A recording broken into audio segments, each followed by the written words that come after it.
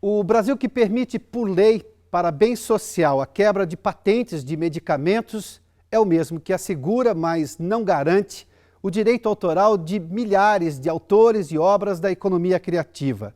A discussão ainda latente sobre acesso social e respeito à propriedade intelectual tem gerado no país uma insegurança jurídica enorme. Esse é o tema principal da nossa conversa com a advogada e professora de Direito Simone Laorgue, especialista em propriedade intelectual.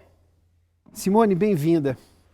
A situação do direito autoral hoje, direito de propriedade intelectual, de quem é dono, porque criou e, evidentemente, quer ter algum benefício em troca porque fez uma criação, qual é a realidade brasileira hoje se comparada ao restante do mundo desenvolvido, porque é isso com quem nós queremos nos comparar? Na realidade, a gente precisa entender que o direito autoral ele tem dois nascimentos distintos, né?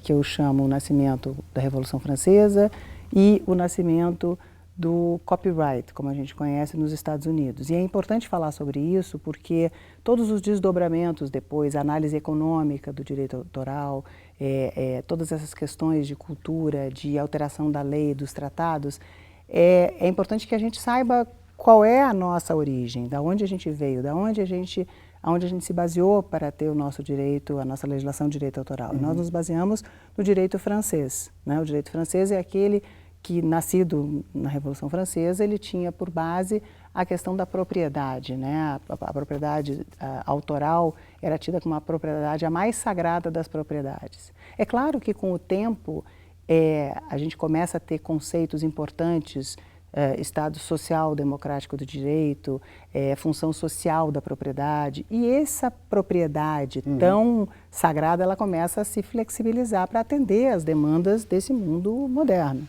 né? Mas é importante a gente saber que, na realidade, o direito brasileiro ele se baseou no direito do autor, não no copyright americano, que começou com outra origem, que era a questão das cópias. Então, a gente efetivamente quer dar esta garantia a esse autor ao qual você se refere, de que ele efetivamente tem o poder, o domínio, e a gente vai ver que tem algumas exceções, mas quer dizer, sobre a obra, sobre a criação que ele fez, né? Então, por isso, inclusive, um elemento fundamental que existe na legislação brasileira e não existe nos Estados Unidos, ou existe nos Estados Unidos de uma forma muito precária, é o direito moral do autor. Né? No Brasil, o autor, está na lei, ele tem, além do direito patrimonial, ou seja, o direito de usufruir todos os ganhos referentes àquela obra, com a cessão, com o licenciamento, seja lá que modelo jurídico ele escolher, ele tem o direito moral. Então, eu escrevo um livro hoje e amanhã, por algum motivo, eu acho que aquele livro, que eu escrevi coisas naquele livro que não refletem mais o meu pensamento. Eu tenho o direito de, inclusive, se aquele livro estiver numa editora, se eu tiver um contrato com a editora, de retirar aquele livro da edição, de quebrar o contrato com a editora, claro, indenizando a editora, no que tiver previsto, mas é tão importante o que o autor sente, o que eu que fiz aquela obra sinto, que a legislação permite isso. Ou se eu cedo para você uma obra que eu fiz e você modifica essa obra, eu tenho o direito de não permitir isso.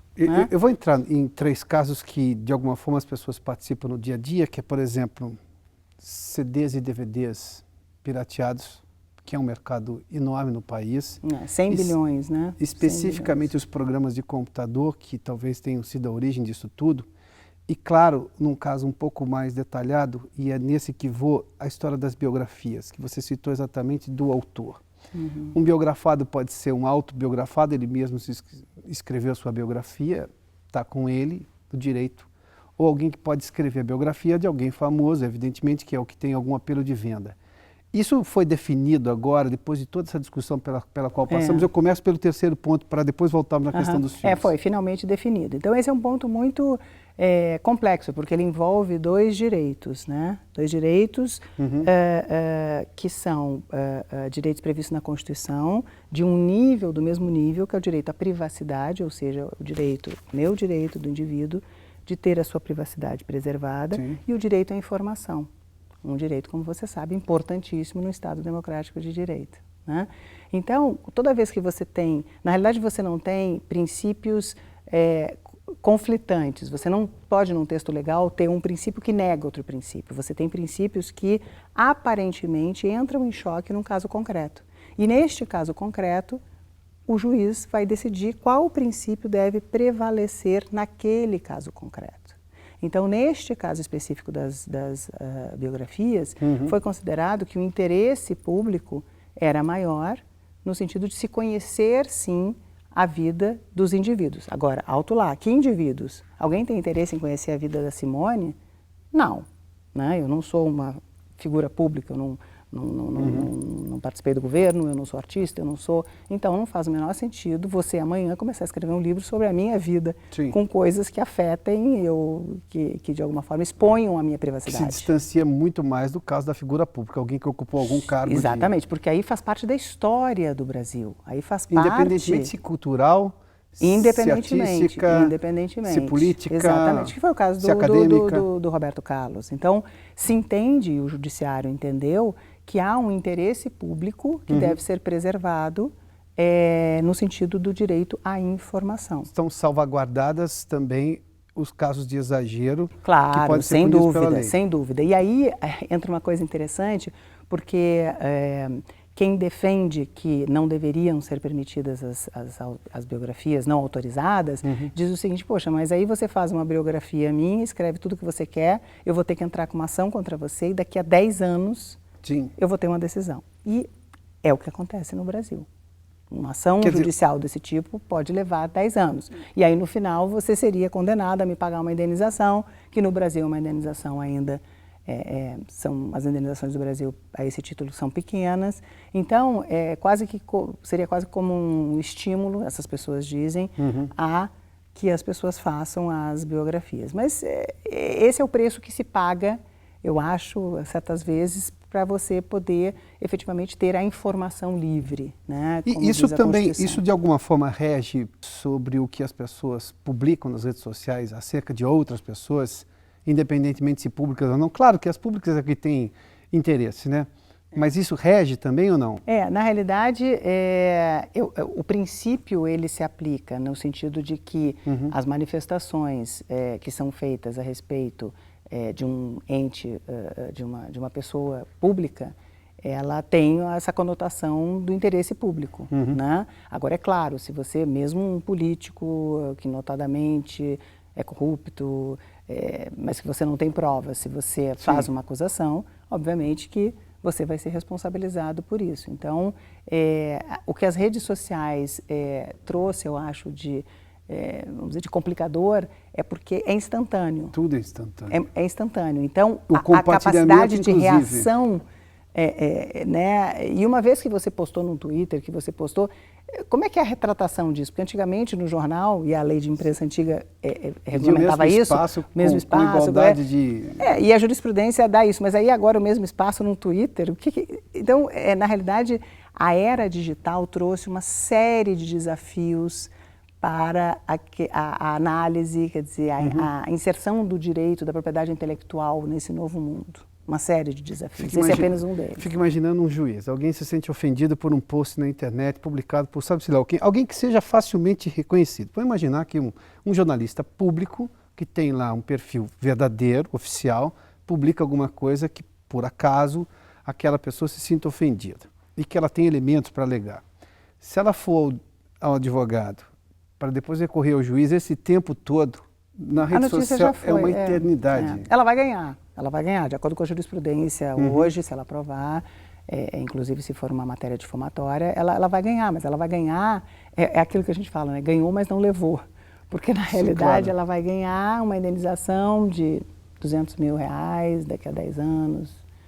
Quer dizer, isso para começar, que não há dinheiro que pague. Sim, claro. A honra, é uma outra discussão, sem dúvida. Né, a afetação da sua honra. Mas né? tem assuntos de interesse público, né? Tem assuntos de interesse público, sem dúvida. Então, de novo, sempre nesses casos, quando a gente tem dois princípios constitucionais do mesmo nível, que são eles, direitos fundamentais, nós teremos que analisar o caso concreto, ou seja, o judiciário irá analisar o caso concreto para ver qual princípio deve prevalecer. E aí uma série de elementos são analisados. Por exemplo, o caso daquela artista que estava numa praia, parece que nua, com o namorado. Né? Na realidade, foi entendido depois que se ela foi para uma praia de frequência pública, nua, ela estava se sujeitando a efetivamente ter as imagens. Ela é uma pessoa pública, ela é uma pessoa que interessa a muitas pessoas vê-la nua numa praia com o namorado. Então ela se sujeitou, vamos dizer assim, ela consentiu, vamos dizer, implicitamente. Pelo fato de estar numa... Pelo fato de estar numa praia pública. Se ela estivesse numa piscina dentro de casa, cercada de muros... passasse um helicóptero e puxasse a imagem, seria uma situação diferente. É a mesma exposição dela com dois entendimentos, porque as duas situações são diferentes. Isso. E ainda mais por ela ser pública, porque se fosse eu numa praia, qual é o interesse público que existe em mostrar a Simone, né? Então, na realidade, só para você ter uma ideia de como os elementos concretos do caso, eles podem modificar aquela avaliação e, portanto, a decisão. Claro. Então, não existe uma regra. O que prevalece? O direito à privacidade ou o direito à informação? Não existe uma regra. Existe análise no caso concreto. Um exemplo também interessante foi a princesa Caroline de Mônaco, no supermercado fazendo compras. E aí ela foi para uma revista dessas, enfim, as cenas dela fazendo compras, o que ela comprava foram divulgadas, e a decisão lá foi o seguinte: não, claro que há interesse em acompanhar a vida dela, é uma princesa, né? Agora, numa atividade cotidiana da vida particular dela, que é estar no supermercado fazendo compras, não chega nesse limite o interesse público. Deixa eu voltar àqueles dois assuntos. De alguma forma eles se assemelham, tanto faz a pirataria de bens, por exemplo, programas de computador, de software, ou pirataria de CDs. De alguma forma alguém tem uma propriedade ali. Mas eu vou colocar o debate pelo outro ponto de vista. Esse país comemorou quando se quebrou patente de medicamento para se ter hoje talvez um dos maiores fenômenos mundiais, a produção de genéricos no Brasil, que deu acesso a muita gente a tratamento com medicamento que talvez não pudesse pagar, ou que o próprio Estado não conseguisse prover. É a mesma coisa eu quebrar uma patente de um medicamento que foi comemorada e alguém usar esse argumento, e não raro eu ouço esse argumento, de que as pessoas também têm que ter direito a acesso a bens de consumo como cultura, ou poder se interagir no mundo usando programas de computador sofisticados. É a mesma coisa? Sem dúvida, eu acho que aí é preciso que a gente compreenda. Primeiro, compreender que a propriedade intelectual é um gênero que se subdivide no direito autoral e na propriedade industrial. E embora eles sejam irmãos ou primos, essas duas espécies desse gênero, são diferentes. Têm legislações diferentes, têm estruturas jurídicas diferentes, né? Na patente, como você está falando, a gente tem a proteção efetivamente 100% durante aquele período em que é concedido essa garantia constitucional. No direito autoral o prazo é muito mais longo, entretanto nós temos diversas exceções, nós temos o domínio público, nós temos uma série de outros mecanismos, válvulas de escape visando atender outros interesses públicos. Então, uma vez entendido que são coisas diferentes, o tratamento também tem que ser diferente. E eu gosto muito de uma citação bastante antiga de um economista, Lester Thurow, em que ele diz que a necessidade de uma população num país subdesenvolvido de ter acesso a medicamentos não é a mesma dessa comunidade ter acesso a CDs a um preço baixo. E eu concordo 100% com isso. Na realidade, quando você olha, existem... Eu na minha tese de doutorado, eu passei bastante por esse ponto, estudei muito esse ponto e me convenci do seguinte: existe algo que hoje, no mundo globalizado, nós temos que reconhecer, que é o interesse público transnacional. Então, o que é um título, inclusive uma nomenclatura que eu mesma criei, mas o que quer dizer? Há um interesse de todos. Agora, a mesma coisa com o tráfico de pessoas. Esse não é um problema específico de um país. Os outros países estão sendo invadidos. Então, não adianta criar muro, cerca. Esse é um problema que tem que ser resolvido por todos os países, em conjunto, né? Então, o olhar para isso é um olhar que tem que ser diferente do olhar para os outros bens que são protegidos pelo direito autoral. E por que isso? Porque você poderia dizer para mim o seguinte: não, Simone, mas o Brasil é um país onde o nível de analfabetismo é enorme. Nós precisamos muito desses bens, obras audiovisuais, música, literatura. É um argumento usado por quem defende isso. Sem dúvida. Literalmente esse é o argumento. Sem dúvida. E se você parar para pensar, realmente, os bens protegidos pelo direito autoral, eles são o instrumento perfeito para uma nação lidar e utilizar para o seu desenvolvimento econômico / social, né? Que depois a gente até pode falar um pouquinho mais disso, mas eu gosto de frisar o social. Sem dúvida. Entretanto, é preciso, de novo, a gente voltar à Constituição para ver que o direito à cultura e o direito à educação, que está lá nos artigos 23 e 200 alguma coisa, eles são deveres do Estado, assim como a saúde. Saúde é um dever do Estado. O Estado tem que prover saúde. O Estado tem que prover o direito à cultura e tem que prover o direito à educação. Isso implicaria dizer que não é o autor da obra que investiu dinheiro nela que tem que abrir mão disso para que a população seja atendida. Pois é, porque se a gente for usar esse raciocínio, na saúde também. Então, os hospitais privados têm que abrir seus leitos para dar conta das pessoas que morrem nas filas do SUS, porque o dinheiro que deveria ser investido na saúde, a gente não sabe aonde está. Então você começa a mexer na estrutura toda da Constituição e do Estado Democrático de Direito e não é por aí. Agora, existe um meio termo? Eu acredito que existe. Por exemplo, na Espanha, quando você escreve um livro, uma tese de doutorado, como eu fiz aqui numa universidade pública como a USP, imediatamente você registra esse livro, entrega uma cópia para a biblioteca pública. E a biblioteca pública, ela dá acesso, inclusive de forma digital, para todos aqueles que tiverem interesse. A pessoa baixa o livro, faz o estudo, lê o livro inteiro da Simone, não vai reproduzir o livro, mas ela tem acesso àquela obra na casa dela. Então, essa é uma forma inteligente de você disseminar a cultura, porque você permite a utilização daquela obra e você, por outro lado, não impede a Simone, que se dedicou 1 ano e meio da vida fazendo esse trabalho, de vender a sua obra. No Brasil não existe isso, mas estou dando o exemplo da Espanha que existe. Quer dizer, você é obrigado, qualquer um que escreve um livro, tem que fazer o depósito de um exemplar na biblioteca pública.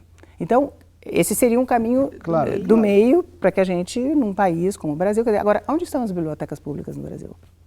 O estado das bibliotecas públicas. Então você começa a ter problemas de base. das pessoas e a biblioteca pública também, né? Você começa a ter... Até porque, quando a gente fala em analfabetismo no Brasil, a gente está falando de um contingente enorme, muito maior do que o registrado, porque as pessoas, na realidade, muitas pessoas que são alfabetizadas não conseguem ler um livro. A gente sabe disso. Quer dizer, nós temos uma discussão ideológica sobre direito autoral. Sem dúvida. E está se mexendo na espuma e não na base, é isso? Sem dúvida, sem dúvida. E não se conserta nada sem mexer na base. Não se conserta, não se tem dados. Você acredita que quando eu fiz o estudo para essa tese de doutorado, há 8 anos atrás, eu fui procurar dados no IBGE sobre qual era a representação do PIB, para o PIB brasileiro, da indústria baseada da economia criativa, né? Para saber do que eu estava falando em termos de contribuição para o PIB brasileiro. O tamanho daquilo. Tamanho daquilo. Não existe nenhum dado no Brasil a respeito. A economia criativa está dentro de um item que era, se não me engano, prestação de serviços, junto com todas as prestações de serviço que você pode imaginar. A prestação de serviço é um campo imenso. Enorme. Então, quer dizer, o Brasil, que é um país que exporta conteúdo de todos os gêneros. Claro. A gente vai para todos os lugares do mundo, a gente vê as novelas, a gente vê filmes ganhando festivais internacionais, a gente vê a música brasileira, a gente vê artistas plásticos brasileiros hoje no mundo inteiro. Participei de uma palestra em que uma pessoa do Ministério da Cultura sentava ao meu lado e foi na época em que o Tropa de Elite vazou a cópia antes do corte final. Ou seja, foi desrespeitado inclusive o direito moral do diretor, que é autor. O que é terrível para qualquer diretor. O que é terrível para qualquer diretor. Não é aquele produto que ele queria mostrar. Eventualmente aquele produto ele não gostou. Né? E esse representante do Ministério da Cultura disse, numa plateia talvez desse tamanho ou maior, que aquilo tinha sido muito bom. Porque aquilo tinha feito uma propaganda gratuita do filme dele. O diretor nunca disse isso, muito pelo contrário, ficou ofendido. Inclusive depois no jornal ele negou, porque isso se tornou público. Claro. E eu disse, olha, eu não posso imaginar, porque Tropa de Elite não é a Bela Adormecida, que os nossos filhos veem 10 vezes ou 20 vezes o mesmo filme. Claro. Quem vê uma vez Tropa de Elite está visto. Então, as pessoas que viram o filme pela internet pirata, vão mais ao cinema para ver de novo, entendeu? Então, eu não sei se há uma ingenuidade, se há realmente uma crença de que isso pode ser bom para a indústria, porque não é para a indústria. E aí entra um ponto importante, que é o seguinte, é possível ter uma indústria efetivamente criativa e, ao mesmo tempo, utilizar esses bens que são tão importantes para o cumprimento do dever constitucional pelo Estado do direito à educação e direito à cultura? Eu entendo que sim. Eu entendo que sim. Mas assim como o Estado compra ambulâncias, assim como o Estado constrói hospitais, assim como o Estado investe, ele também deveria investir na economia criativa. E não achar que ela tem que bancar uma deficiência essa é uma dele próprio. Essa é uma conta que tem que ser bancada. O quanto que que visões notadamente ideológicas atrapalham na formação de uma consciência, de um pensamento e de uma legislação bem feita e com divulgação de dados para que se tenha exatamente uma segurança jurídica, eu vou usar uma expressão do meio, uma segurança jurídica de quem produz, de quem compra, de quem reproduz, de quem pode exibir ou não pode exibir, em que temos, o quanto que isso incomoda, o quanto que isso atrapalha na formação disso? Eu acho que muito, né? Hoje a gente tem, em 2011, como você sabe, a lei de TV por assinatura ficou conhecida assim, né? Em que foram estabelecidas cotas de conteúdo brasileiro. Então todos os canais de TV por assinatura precisam exibir um percentual de conteúdo brasileiro. Ok, isso é um instrumento válido, foi usado na França, em outros países, para estimular a produção de conteúdo nacional. Acho que é válido, a inconstitucionalidade ou não dessa lei, inclusive está sendo julgada agora no Supremo, se não me engano já tem 2 votos a favor da constitucionalidade, e eu acredito que a lei é constitucional. É um caminho, sim, para se estimular essa produção maior de conteúdo. Agora, isso faz então com que vários parceiros internacionais tenham que produzir em conjunto com produtoras brasileiras. Mas é importante que você, ao produzir com as empresas nacionais, você saiba em que termos você vai fazer essa produção. Claro. É importante saber qual é o retorno que você tem e que direitos você tem. Então, é fundamental. A segurança, tem um estudo que foi feito pela USP, inclusive, a respeito de quais os 10 elementos mais importantes para se decidir o país investido, ou seja, os estrangeiros decidirem onde vão investir. E a estabilidade e a previsibilidade jurídica, e aí inclui-se legislativa e de judiciário também. Claro. Né? É fundamental. Vamos pensar do ponto de vista, tá? Eu crio uma lei que, de alguma forma, eu faço com que as operadoras tenham que exibir conteúdo nacional. É um incentivo fantástico. Você criou um mercado para aquilo, vamos imaginar.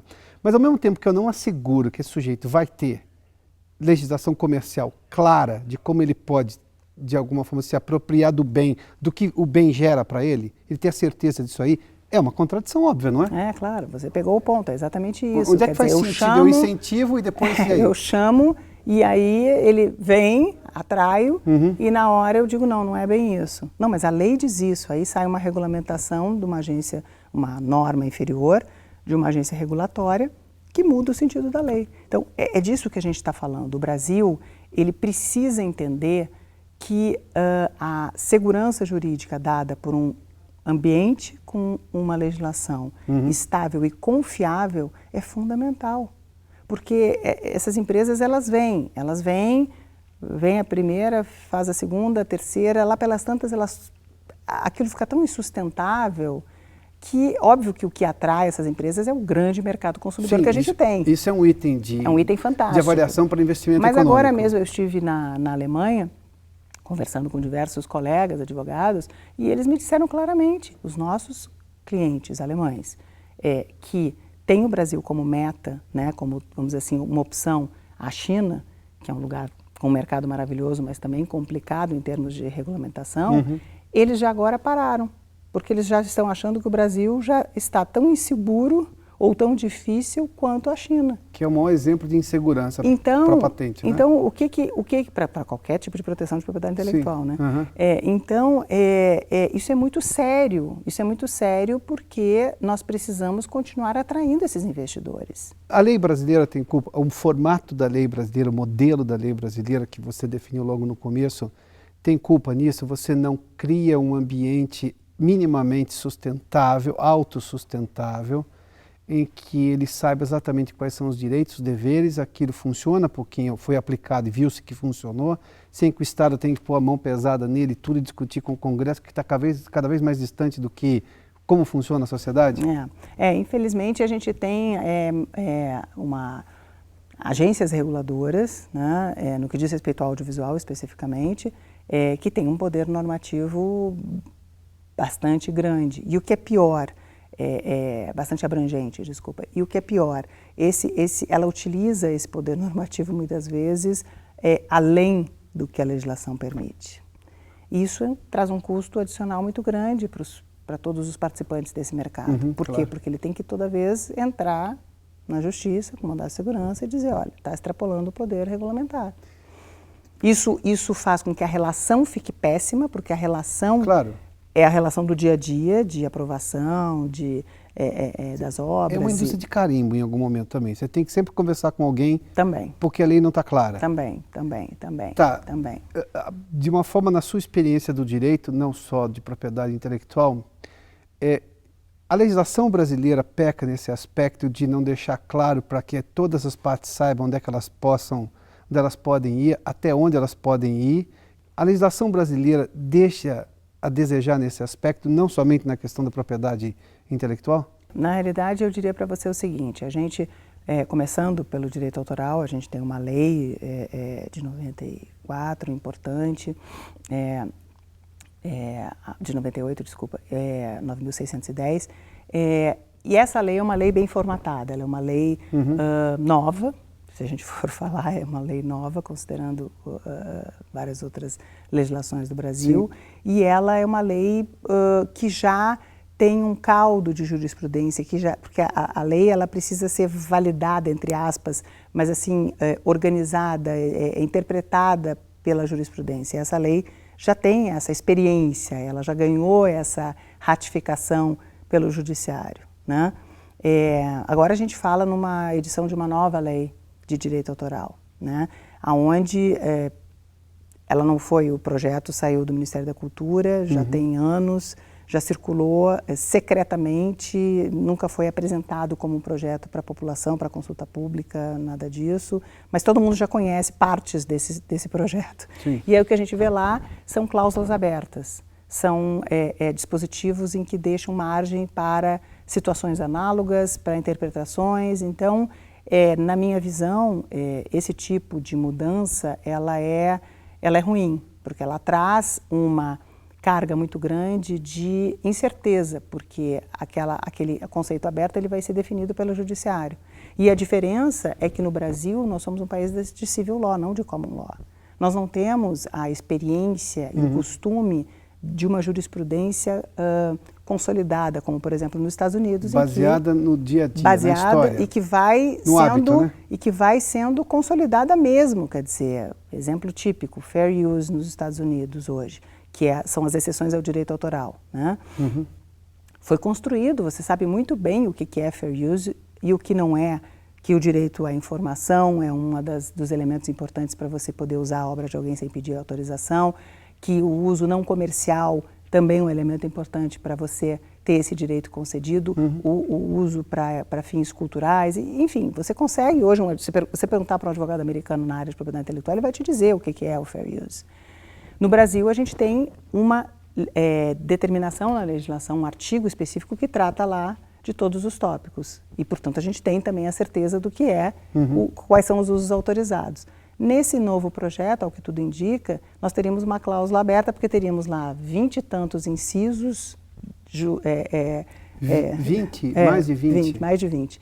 Colocando as exceções e depois um último artigo dizendo e quaisquer outras situações que se assemelhem com as acima descritas. Que se a legislação pode incorrer nesse risco de estar tão aberta, o judiciário brasileiro está preparado hoje para entender direito autoral? Esse é um outro problema que a gente enfrenta, porque não sei se você sabe, mas o direito autoral não é uma disciplina exigida no currículo das faculdades de Direito. Então, os juízes todos que estão aí, com exceção da PUC, tem um curso de pós-graduação, inclusive eu leciono lá, a A FGV, eu acho que tem também como uma cadeira eletiva. A USP, aqui em São Paulo, tem como programa do currículo já há algum tempo, mas várias outras faculdades não têm. Você dá isso, uma aula dentro de direito civil. A propriedade intelectual, ela já é importante há muito tempo. Se você saiu uma matéria pouco tempo atrás, as 10 marcas mais valiosas do mundo. Sim. 6 dentre as 10 são empresas baseadas em quê? Propriedade intelectual. Então, quer dizer, esse é um descompasso, na realidade, que existe entre o mundo real e o mundo jurídico, né? Isso tira posições de nível de competitividade do país de forma... Enormes, sem dúvida. E aí, coitado do juiz, quer dizer, o que acontece é que quando chega esse caso para ele, é super complexo, ele tem que estudar. E não só o juiz, a gente tem agora a lei antitrust, que foi recentemente reformada, e que utiliza os conceitos propriedade industrial, direito autoral, equivocadamente. A lei tem 3 anos, a nova lei. Então, quer dizer, o próprio legislador não tem o conhecimento da diferenciação entre propriedade industrial e direito autoral. Ele usa os nomes errados. Quando a gente tem legislações e tratados dos quais o Brasil faz parte, há anos, décadas já, com as nomenclaturas diferenciadas. E isso é tratado, inclusive, na Constituição de 88, não tem? Sim, a própria Constituição trata. Tem 2 artigos lá que falam, um de direito autoral e o outro de propriedade industrial. E, de novo, por isso que eu sempre digo, você tem dúvida sobre alguma coisa no direito, a primeira coisa que você tem que fazer é abrir a Constituição.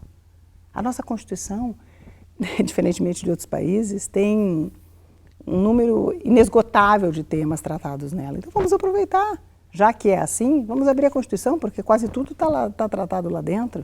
E aí lá mesmo a gente vê a diferença do tratamento que a Constituição deu, que o Constituinte deu ao direito autoral e à propriedade industrial.